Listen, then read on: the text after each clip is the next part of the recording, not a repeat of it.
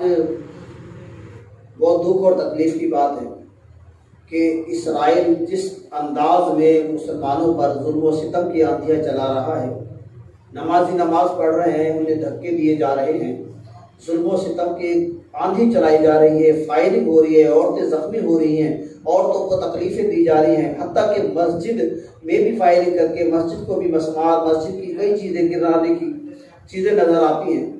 अगर खुदा की कसम उमर बिन खत्ताब होते ना, इसे देख लेते कि सहाबानी के लिए कहीं छुपने की जगह ना होती, और अगर खालिद बिन वलीद होते तो इनकी तलवारें तोड़ देते और इनका खून ठंडा हो जाता। आज भी हमें इस्लाम के लिए उठने की जरूरत है। आज भी हमें इन मामलात को देखते हुए अल्लाह पाक की बारगाह में दुआ करने की जरूरत है।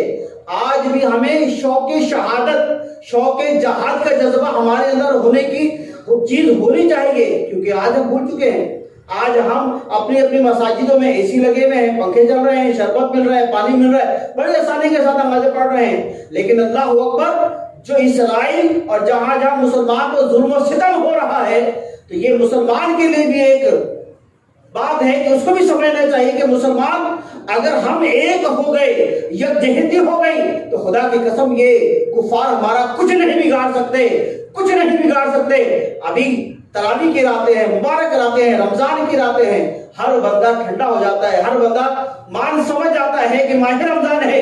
लेकिन इसराइल, यहूदी आज भी मस्जिद अक्सा में जो नमाज पढ़ रहे हैं, उनको जुल्म सितम की आंधियां चला रहे हैं, औरतें जख्मी हो चुकी हैं। खुदा की कसम एक बार फिर अल्लाह की मदद चाहिए। खुदा की कसम एक बार फिर, जिस तरह जंगे बदर में 313 के साथ रब ताला ने 1000, 3000, 5000 फरिश्तों को भेजा। अरे मौला, आज तुझसे हम दुआ करते हैं कि एक बार फिर फलस्तीन में फरिश्तों की फौज भेज दे, इनको निस्तो नाबूद फरमा दे, इनको तबाह व बर्बाद कर दे। जो जो मुसलमान को सता रहे हैं, बिला वजह तंग कर रहे हैं, ए अल्लाह पाक, जिस तरह मेरे आका करीम सल्लल्लाहु अलैहि वसल्लम ने फरमाया था, मौला ये 313 ही है, आज मैं इनको पेश कर रहा हूँ, अगर ये मर गए तो कोई इस्लाम का नाम लेने वाला ना होगा। ए मौला, हम भी तेरी बारगाह में इल्तिजा करते हैं कि फलस्तीन एक अरसे से जुल्म और सितम में है। नमाज पढ़ते हैं, नमाज नहीं पढ़ने दी जाती, जगहों पे कब्जे हो रहे हैं, हत्ता कि कोई भी इस्लाम के लिए उठने के लिए तैयार नहीं है। फलस्तीन वालों के पास बंदूकें नहीं है, असला नहीं है, तोप नहीं है, तलवारें नहीं है, वो सिर्फ पत्थरों से अपनी हिफाजत कर रहे हैं, पत्थरों से उनको दूर कर रहे हैं।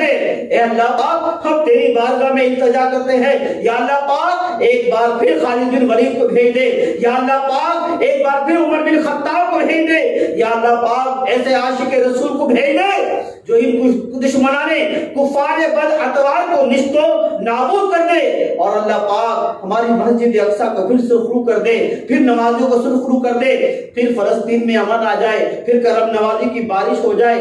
अल्लाह पाक ये हमारी जायज दुआएं प्यारे आका करीम सल्लल्लाहु अलैहि वसल्लम के सदके और बिलखसूस माह रमजान के सदके में कबूल फरमाए। आमीन बिजाहि नबी नबी व सल्लल्लाहु तआला अलैहि व आलिहि वसल्लम।